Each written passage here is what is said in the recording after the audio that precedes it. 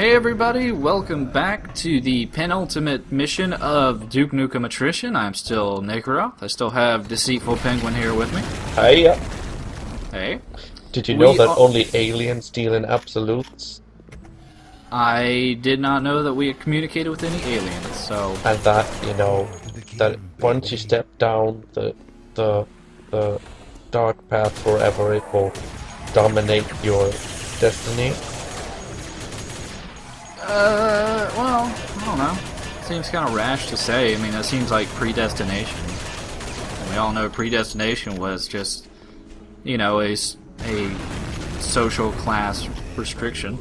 It was just justification for the ongoing oppression. Yes. Yeah. That's why we got rid of Calvinism. But the Calvinistic influence on much of Western society in America, especially what with its huge love of a just world policy, well, I wouldn't say Calvinism was dead and gone. It's just been vaguely renamed and kept in the dark. Exactly. Also, yeah, I always thought of the dark side as like something like AIDS that gave you superpowers. That's why everyone who gets it looks like ass. No, I mean, well, not everyone. The Anakin looked okay for a while. What? No, he never looked okay. I thought the dark side retroactively made him look like an idiot. No, it just makes you really stressed out, so you don't get enough sleep. No, I always thought it was kind of amusing how the guy playing him in the prequels, I really liked his performance when he was playing an absolutely crazy idiot. Oh, you mean Hayden Christensen? Yeah. And I understand it was mostly actually the directing that made him terrible in the script, because I haven't actually seen any of his other movies, but someone that had said he was actually pretty good there. Yeah, I'm trying to think. I'm wanting to say he was in some kind of like teen drama that I saw, but he's honestly so innocuous and forgettable that I really don't care. So it's really just, they could have picked any, well, for the most part, being in a Star Wars movie period is kind of like death to your career. Yeah, Alec Guinness was always really, really annoyed when people asked him to do Obi-Wan impressions. Yeah, I mean, nobody referenced, you know, Bridge Over the River Kwai at that point. Or ever. What? Bridge Over the River Kwai? Oh, isn't that one about the American POWs building a bridge? British. And then British people. No, was this movie made by Americans? No.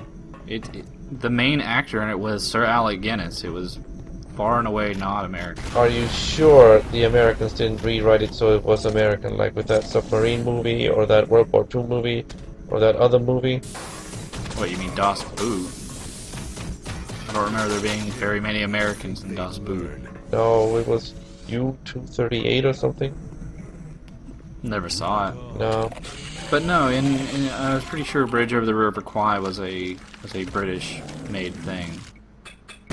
Or it really focused on the fact that these were, like, British POWs. I thought the ones that were trying to destroy the bridge were the Americans. And the ones that were trying to stop them were the British. That sounds like Americans. Did you know Duke is American? I never got that impression. What? But he says one-liners and talks a lot about, you know, women and violence, but you never actually see him do anything with women.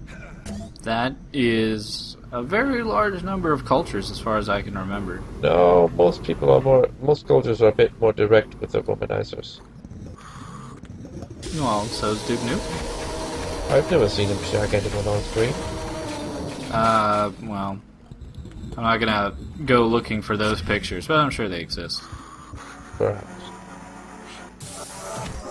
But yeah, I mean, I think the only person that really survived the effects of being a Star Wars movie was Harrison Ford, and that's really all relative to the fact that he was kind of a nobody whenever he got picked for the role. Look at all that life springing out of holes. I don't know. You mean like sexually? No, I mean as in literally. Jesus Christ, that's creepy. Well, at least they're not popping out of women like in Duke Nukem Forever. So What? that's What? the women that you Yeah, find captured. you know, actually, on second thought, let's not. Well, first they cry a lot, and then they have some stuff pop out of them. But thankfully, if you mercy kill them, no enemies pop out. So they really want you to go up and slaughter the women first. So That. That was fun. classy game. No, I understand more and more why I didn't want to help you. I mean, there's this undertone of dystopic nature and misogyny here. You know how they're completely robbed of all agency and shit, but at least they did literally have them dying and screaming in front of you and encouraging. Well, actually, they did that too in this game. No, well, it was kind of a mixed bag. If it was kind of hard to notice, but if you do walk up close to the women, you can hear them say like, "Oh, put me out of my misery, kill me, whatever." Wait. But Here's something wonderful. It's your Duke Bro. yeah, I think someone in a YouTube comment pointed out that I should probably try making a clone of one of the Duke enemies. So I figured I would do it for this particular mission. It actually turns out fairly well, as we'll see over the course of the mission. It's like co-op with a single person. Yeah, I tried setting up some co-op and there's this little thing called port forwarding, and it's a massive pain in the balls, to say the least. I've never played any game online except for Eve. You've never...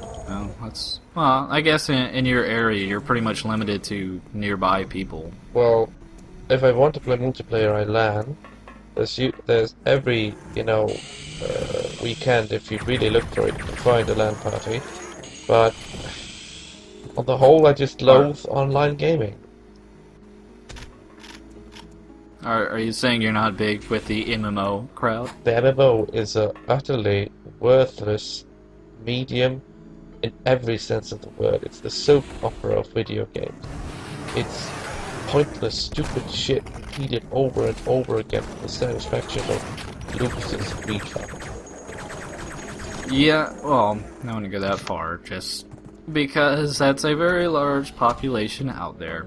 Not so much losers and retards, but rather people that play, MMO. For social reasons. Why don't you just go outside and read a book or something? You do know what we're doing right now, right?